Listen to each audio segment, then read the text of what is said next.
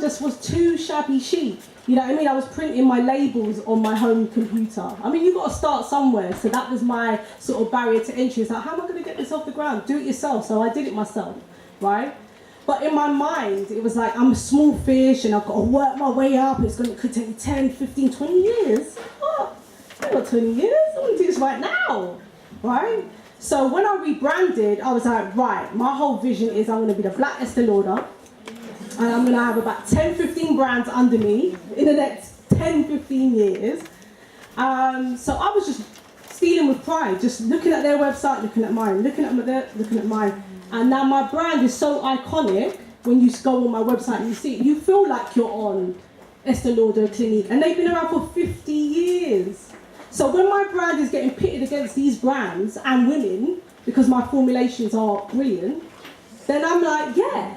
Because the way I've styled it and branded it, I didn't think like a small business. I was like, if I want to really be in this pond, I need to be a player. I need to look like a player. You know, apologies, I'm wearing Nike Airs today. I'm not wearing no heels, so I ain't looking like a player today. But my website and my branding, you can't try it, man.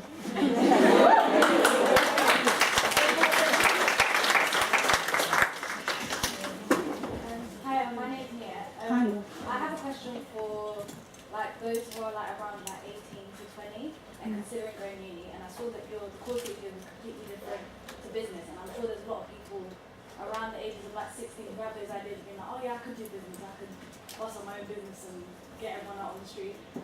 So what advice would you have? Did you find like, was university useful? What is the ways of trying to use it, even if the course doesn't relate to like business and doing those sorts of things? And if not, what kind of things would you suggest to those who feel like they're in like a lost period, like they're not sure if they should go to university and do those things? Like, what advice would you give? Wonderful. Thank you. Like, when I was at uni, I think we were the first or second year who had just started with the loans. So we just missed the grants. And now you guys are in, like, I think it's 3 times the amount that I was probably paying. So that is a massive, again, barrier to entry, where you're like, oh my God, I'm gonna start my adult life in debt. Like, what, why? You know what I mean? And then if I get that piece of paper, is there really a job at the end of it? Can I see my cousin or my brother and he's broke? You know what I mean? And you're thinking like, what is really gonna happen for me? I did drama with film and TV. It was a joint honours, so it's like doing 2 degrees in one. One was behind the camera and the theory, one was in front performing as a presenter and actress. All of my friends laughed at me. Straight, they were like, you know what, Claire, what are you going to do with a drama degree? You know what I mean? There's no black actresses on telly, so what are you going to do? You're going to write your own plays or your own things? And I was like, yeah, and I tried, I did. Again, trying to be wrong and strong, doing it all by myself, and it didn't work. And at the end of it, my friends were doing economics and business. Joke thing is now, 5 years on, is in 5 years into my business, my business friends message me for business advice. I've never been to them for business advice. Because you know what? A lot of this is just doing it. You're gonna fail. You're gonna waste money. You're gonna waste time. You're gonna waste energy. You're going to cry. You're gonna get that big order and think, oh my God, now that it's here, how do I fulfill it?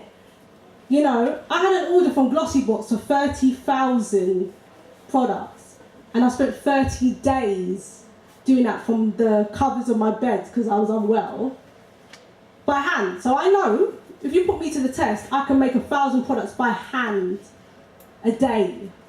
I called a friend to come and help me. She had a small business that she was doing like shea butter and body balms. And I said, yo, can you help me? She said, yeah.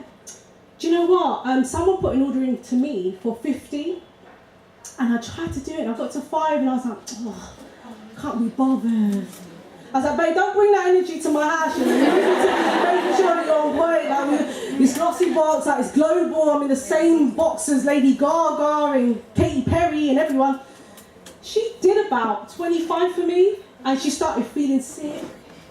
And she started like, oh my God, I was just sitting in my bathroom for 10, 15 minutes. And I was like, do you know what? She can't do it for herself. How could she ever do it for me? Right? So So this is another lesson. It's about how are you gonna be a CEO or a boss at anywhere if you don't work hard at school now? If you don't work hard at your part-time job? Oh no, I'll get to it when it's mine. Of course I'm gonna put in the hours. You don't even know, because you need to learn. Use your working experience as your opportunity to try and fail on somebody else's dime, on somebody else's when they're paying you to fail and muck around and learn and go training and all of that, because you're not going to get that in your own business. You need to be ready. Going back to your original question, so people were looking at me like, oh my God, how are you going to set up a skincare brand? My skin was horrible. That was my driving motivation. How am I going to be a successful makeup artist? I'm losing work because my skin doesn't look good. When they're like, Claire, your skills are sick, like I saw your portfolio, but when you turn up, you got eczema and acne and I don't know. And that was confronting for me. Any of you girls can feel the same way, like, oh, someone's really judging me on my skin, like that hurts. And when you've got acne, it don't matter how much makeup you put on, you still look unhygienic when you've got acne. You could be the freshest person in the world. Do you know what I'm saying? But this skin disorder that you're trying so hard to remedy, it starts to take over and you feel insecure and your self-esteem and and it's just not on. So what I would say, sorry, and I keep going on a tangent, sorry, Nia, is that if you're on one path, don't be afraid to go to another path. You have to do what's right for you. When I picked my drama degree, I was like, if I'm going to study it for another 3 years, I need to enjoy it. I tried business studies for 7 weeks at college and I walked out. I just found it to be dry. But actually doing it in real life, there's no better feeling in the world. So it swings and roundabouts. I would really just say, just go with your gut. It's that simple. Thank you so much.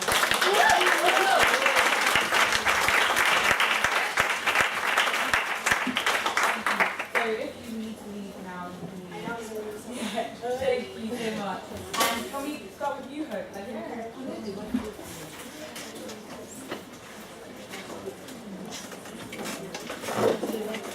So the question is what are the most important traits for being a successful leader today? Well, when I was looking through the questions that you sent through to me and I was thinking about this, I feel like there's so many qualities that make a rounded, amazing female leader. But the number one thing that stands out to me is integrity. I feel like you have to have integrity in anything that you do. And by that I mean having a set of values and moral principles that you live by regardless, wherever you are, however high you get, however successful you are, you have to have that point that you go back to whatever you do, because I think it's so important. And I know you wanted like personal experiences and stories. So the first time that this quality really became apparent to me was when I was at university. So I was chairing the student union campaign for racial awareness and equality at Oxford. And that was a huge responsibility. So that was a huge responsibility, and it was like a really stressful year for me. And during that year, we actually compiled an amazing research report. It was called 100 Voices, and it was gathering the experiences of black students at the university. And it was kind of tense because we had to work with like really senior officials and kind of bring those issues that we were having as black students to people who loved Oxford, like these people who had studied there, went back there, like were teaching there as well. Like it was a huge thing. So I kind of became kind of the face for that alongside like my partner. And there was a time where a particularly like sensitive story broke in the media. And obviously, like if you get the name Oxford, it will hype it up even more. So like loads of like the different newspapers were covering it and whatnot. And basically, like a really senior official at the university phoned me that morning, and she was like, "Oh, we've had these really bad stories come out about us. Like, could you get any of your black students at the university or in your network to maybe post on like the Times for comments or anything to say that, to like basically refute the claims?" So I think the story was saying that Oxford doesn't take enough black students basically, and they were trying to say like we'll send you a little paragraph, if you can get people just copy and paste it, that would be fantastic, and and if you do that, then we might be a little bit more receptive to what you want in terms of your campaign. So I had to sit there for a minute and think, well, you know, on the one hand, we really want this research report to go through. We want to have this race summit. We want to see amazing things for black students at the university. But at the same time, you have to have integrity and you have to represent the people that back you. You have to represent people that look like you, people that are you. And I feel like that's a responsibility. So I have to use my integrity and say, like, I'm sorry, I'm not going to do that. And if that means that you can't go forth with like backing the research project, then firstly, you're not doing your job properly, so you shouldn't really be where you are. And secondly, I know that this needs to happen at this university and students will back it in the future. So even if it doesn't happen during my time as like chair, it will happen eventually.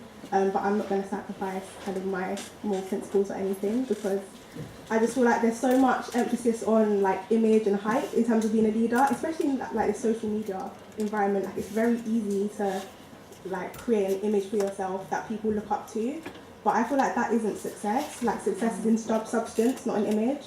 So even if like the research report didn't go through and it wasn't successful and people were blaming me, at least I could walk away with my head held high, knowing that I did the right thing. So I just feel like integrity at all times, and you can never, you're always successful if you have integrity, basically, always, because that comes from within. Success doesn't come from, you know, external views or opinions or what people still view. So I think integrity is a huge factor. The second thing in terms of being a successful leader for me is curiosity and hunger for knowledge, and that's not just when you're on the way up, that's when once you've made it to where you want to be as well. Like never stop wanting to perfect your craft, never stop wanting to speak to as many people as possible to see, you know, where you could be doing things better. So I think curiosity and hunger for knowledge comes with the skill or quality of adaptability, and also an element of humility as well. So understanding where you're not doing something as well as you could. I feel like university was also a really big time for me in terms of gaining the opportunity to be more humble in a sense, and to not see it, like not having to see my qualities or my strengths as just absolute. There are always areas where you can improve. And it's really interesting actually, because at the moment I'm working on a startup, a tech startup, and it's something that I had no idea about before, so it's like really exciting for me. And a couple of weeks ago I had not an interview, but like a meeting with a potential investor, which was really good.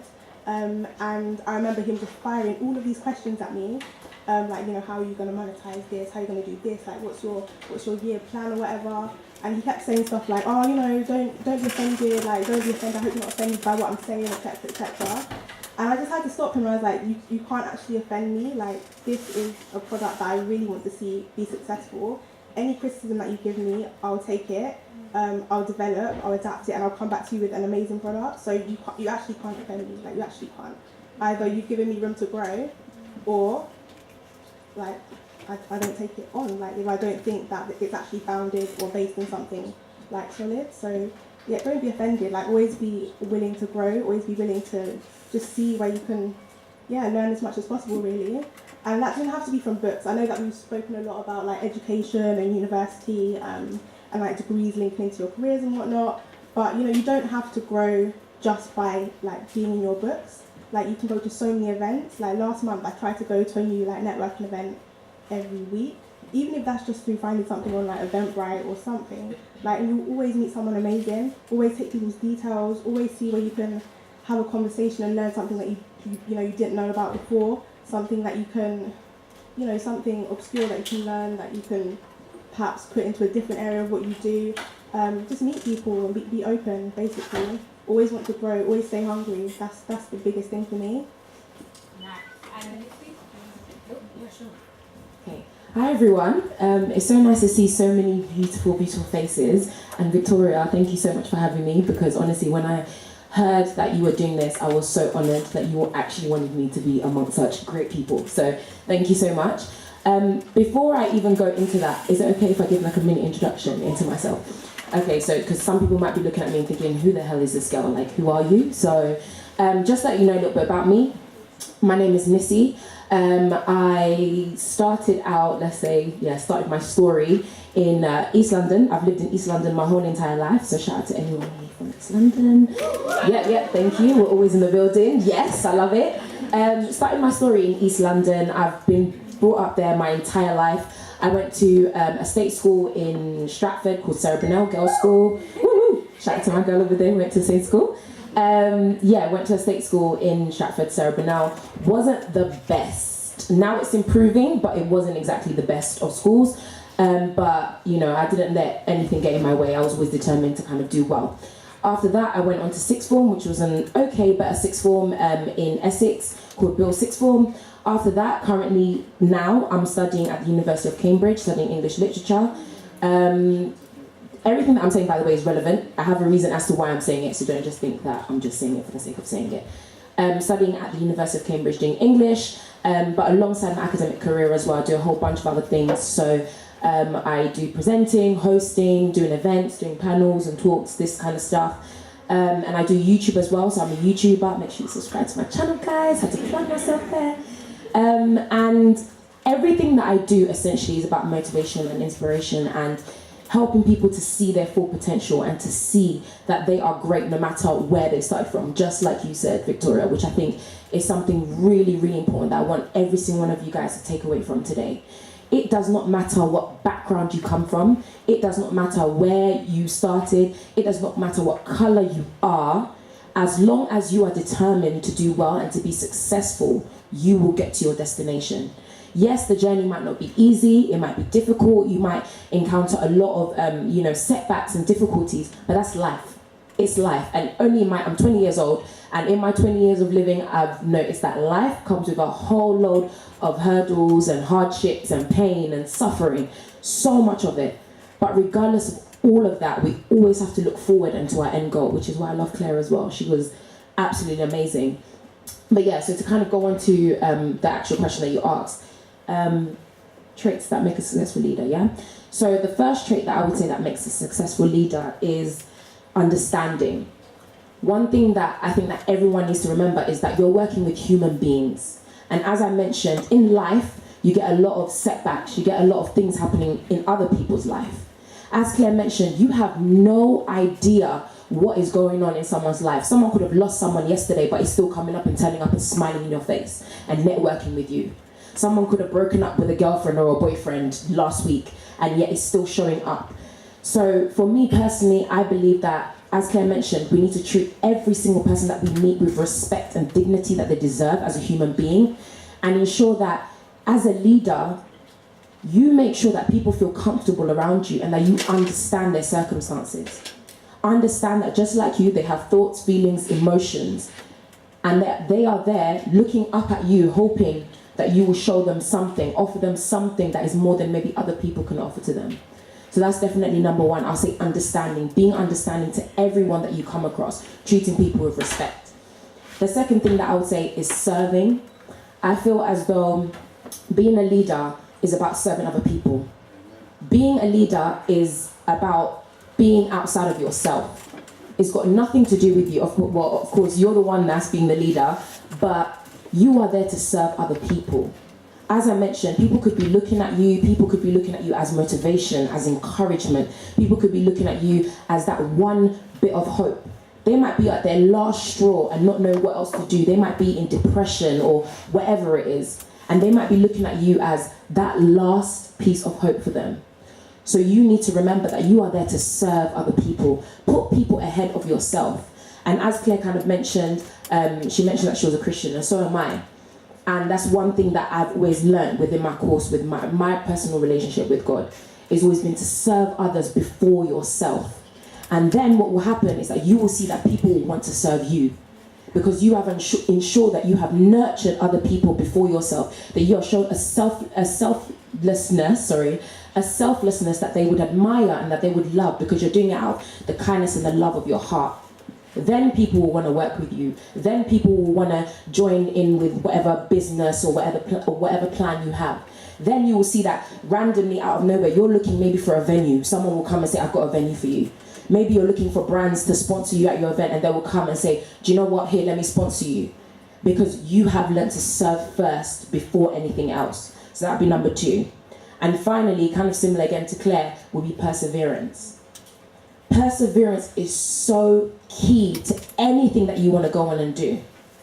It's key because, again, you will have setbacks, you will fail, you will find times where you are thinking, do I even want to do this anymore? honestly, I do so much. If you ask some of my friends, they're just like, Missy, like, how do you even have time to run around and do everything that you're doing? Perseverance.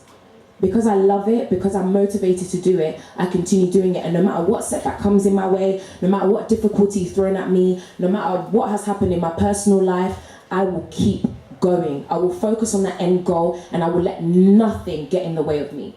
And that's exactly what I'll say to you today. Persevere through everything. You are born and you are here for a reason. The fact that you are not dead means that you still have a purpose to fulfill. That is it. So make sure you understand your purpose and you push through in order to reach that purpose. So yeah, those are the three. So understanding, serving, and perseverance.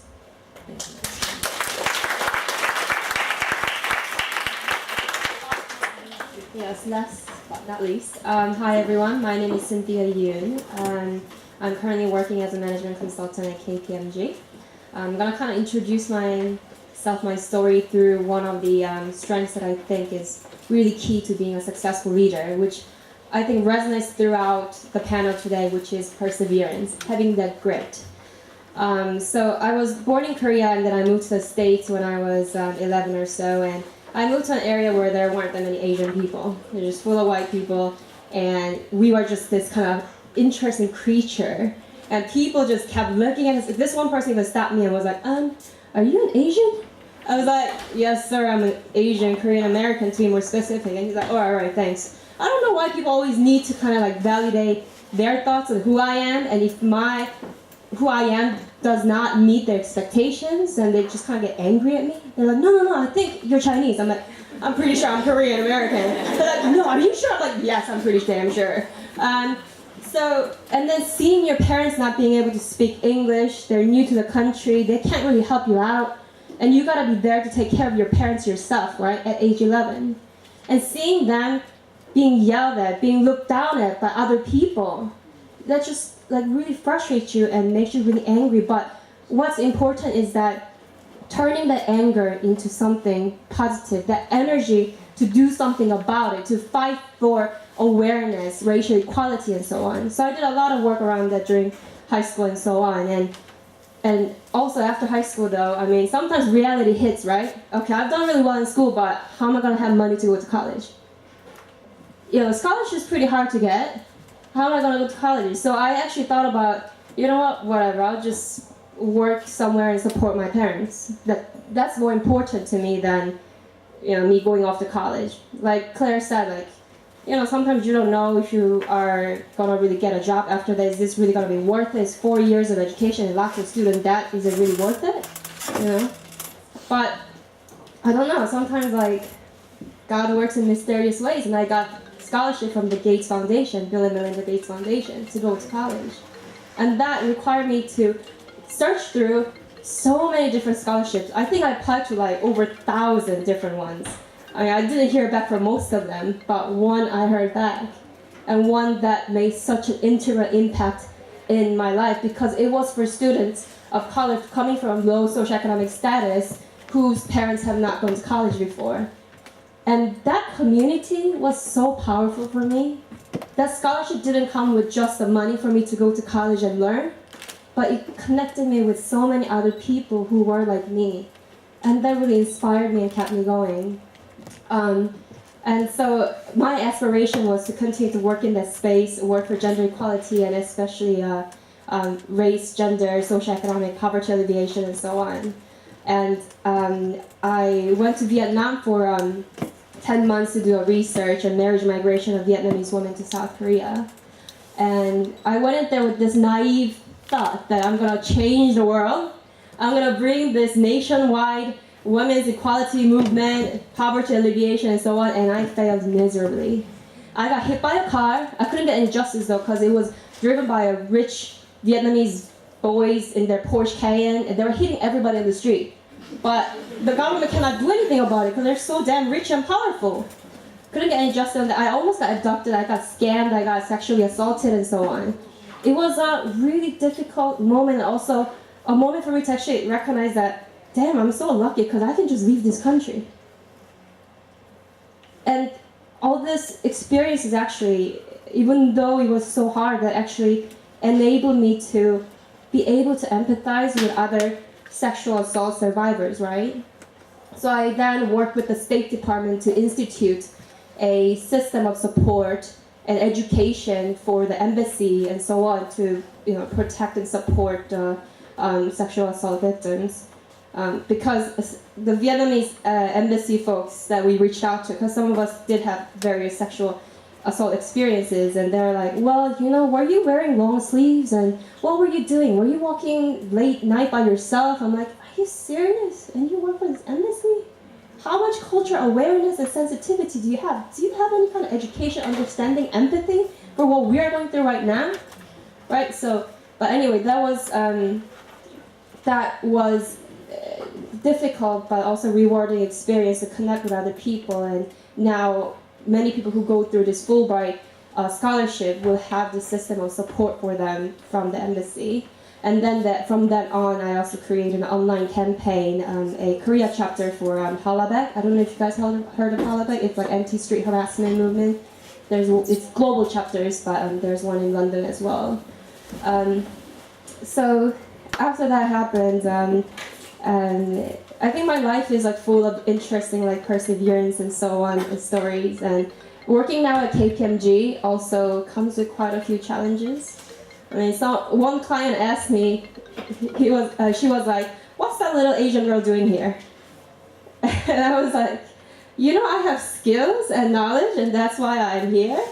And then even some of my colleagues who say, because in their mind, leaders and people who are capable are not me, right?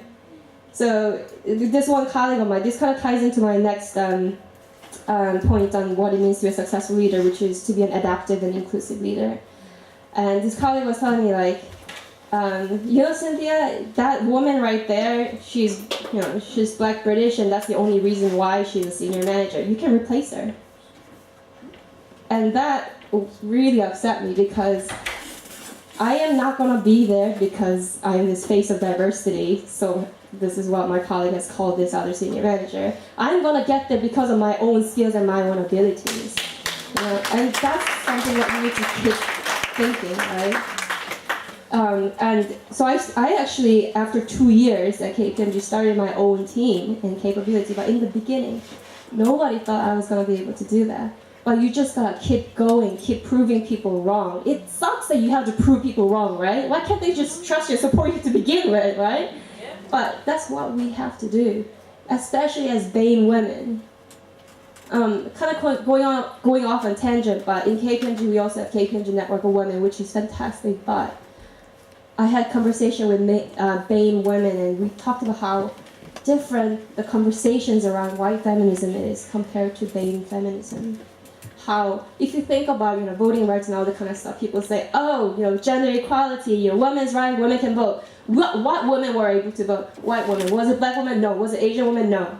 Right? And that story kind of continues to happen. If you look at the studies done on how D&I, diversity and inclusion policies, has helped women, it shows clearly that white women were the biggest benefactors of this. Black and Asian women, BAME women still have struggles because it's not just gender we're faced with, right? It's the intersectionality of our identity of being Black, Asian, and also women. But that's also why I think we need to push for our leaders to be adaptive leaders. Unfortunately, I think that kind of conversation is happening more. Leaders who are not just white male and this stereotypical image of a leader, but somebody who is sensitive, somebody who understands and can really cater to the diversity of your team. If you guys want to read more about it, there's this adaptive leadership framework developed by Ronald Heifetz. He's from Harvard. So if you just put in the adaptive leadership framework Harvard, then you will be able to look at that. Yeah. So I think that's really key. And yeah, we have a lot of responsibility, I think, to change the narrative of what it means to be a leader. Another thing, I think Hope has already mentioned this, is about being intellectually curious, and I think that's what's really inspiring. the enthusiasm and energy that you have, but it's not about just being extroverted and speaking really loudly, but it's about the hard work, the energy for hard work, the energy for perseverance, the energy for constant intellectual curiosity and learning, and that's really important, I think. Just one more thing, if you are interested in there was a fantastic book. I haven't read it yet, but I only read a review or summary of it, and people say it's great, so I'm gonna say it's maybe great. So there's a book called Grit, G-R-I-T, The Power and Passion of Perseverance, and it's written by Angela Duckworth. So that's been talked about a lot recently, and that talks about how successful people and leaders, at the core of what they do is, what they have is the grit, the perseverance aspect. Yeah. Okay, I think I'll end it there.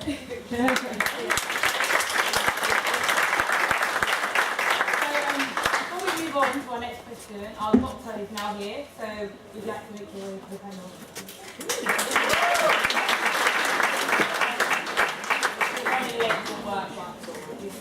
Okay, the next question for you guys is, how do you remain motivated and inspired despite obstacles and setbacks? Oh, it's written. Hello everyone, my name's Dami, or Dr. Oidele, but Dami's fine. Sorry I'm late, I've literally just come from work, but I was like, I was going to speak at 6:30, so that was my aim, so nice to meet you all. I've basically prepared some questions that... Do you want to introduce yourself, like your story a little bit? Okay, that sounds good. Literally just get in, so... I'll tell you this about myself. So I'm a medical doctor by training. I don't know how many people want to do medicine or leaning towards that field. Anyone? Got a few. Okay, all right. So my background obviously is I'm Nigerian. I came over to the UK when I was about 15. Did my A-levels, went to university, and obviously went to med school. Qualified and started, and I've been working for about 3 years now. I'm also married, and I've got a little girl. And then also, just because I'm a little bit crazy, decided to start my own work as well. So I also run a company called Sorted Health, which sort of is an innovative first aid company, but I'll come to that a little bit later on. But that's sort of my story, my background. And I just hope from today I can kind of share what my experiences have been. I try and do a lot of stuff sort of within the NHS and outside the NHS, and this is when Victoria talked about this, I thought it would be a fantastic opportunity for me to come and share and talk to people as well. If you have any questions, do feel free to jump in and ask in case I forget anything important. So what was the question? So the question was, how do you remain motivated and inspired despite obstacles and setbacks? I know, but just a quick pause. Danny actually didn't get his question so far. If you want to just, That's fine. Okay, so I think I like to talk from my personal experience about what my story has been. So it's real, it's authentic, it's not what sort of I've heard or what I've read from the book. For those who want to do medicine, you know it's an extremely competitive field. I'm guessing anything you want to do in life, you want to go to university, you want to get a good job, lots and lots of competition. And you have to give yourself the extra edge, you have to stand out, you have to be that excellent candidate, you have to be that unique candidate, that when they look at your CV or they read about you, they want to meet you. And I applied, and I'd maybe had a smooth sailing journey. Went to high school, got the grades I needed, but to my horror and my shock, I didn't get an offer. I was like, seriously? How is that possible? And I think that was the first sort of setback, or first sort of heavy knocking I had taken. But looking back, I'm so grateful for that period because I clearly wasn't prepared. I thought I was ready, but obviously the examiners, the interviewers, the people who were sort of talking to you could see that I wasn't ready for it. For me, I had to go back and ask myself, okay, do I really want to do medicine? Am I doing it because I think, okay, I've got the grades, or because everyone, my mom, my dad wants me to do it, or am I doing it because I want to help people? And it was that focus that kept me through. So thinking, okay, actually, the statistics are people apply, don't get in. The statistics for sort of ethnic minorities is even slightly worse, and you don't see many sort of doctors from ethnic minorities, but that's changing. That is changing, and people are getting better, more people are getting to universities and going to med school. But I was kind of remembering, first of all, why am I applying to med school? Why am I here? Why do I want to do this? Is this for me? It was about preparing myself. It was about going back and looking at, okay, what am I missing? What do they want that I don't have? So during that period, when I didn't get the offer, I went back. I did lots of research. So I went to America to presentations. I set up fundraising groups. I did lots of research. I did all the extra things that would make me a standout candidate, and that's the difference. So that when people meet you, once they read about you, they're intrigued. And I think now, even by coming to this conference, shows that you're different. Shows that you've got that one extra step. You want to learn. You want to lead. You want to be excellent in your field. And it's by looking for opportunities. So for me, it was kind of they were looking for somebody who's going to organise sort of a kidney research, because in Nigeria, lots of people have sort of kidney disease, for example, and we were looking for someone to spearhead that project. And I put myself forward and said, actually, I want to do that. I think I can do it. I was quite young actually, but that didn't stop me. I used that setback. I used that sort of disappointment to my advantage. Took some time out, looked at what they wanted, and I reapplied, and I was flooded with offers the following year. But that's what it takes. It's about using those setbacks, using those sort of shortcomings to make yourself better. You need to surround yourself obviously with family. Some people it's faith, some people it's friends, some people it's family. But you need something apart from yourself. People who are can-do, people who are positive, people who have passion. And I think obviously you probably have friends, you have people here who are like you. So you've had a knockback, you know, it's fine. Pick yourself, dust yourself up, and you try again. And I think, but apart from the passion that drives you, you need to surround yourselves with good people who are positive, people who are motivated. If you have a good core of networks of achievers around you, it's that sort of friendly competition. It's that sort of pushing yourself to do better. Speaking about the challenges that you face, it's okay to cry. It's okay to have a little bit of a down moment, but it's not okay to stay down. You have to stand up, you have to get up, and you have to try again. And eventually you will succeed. It's about trying again, and you will get there. Okay?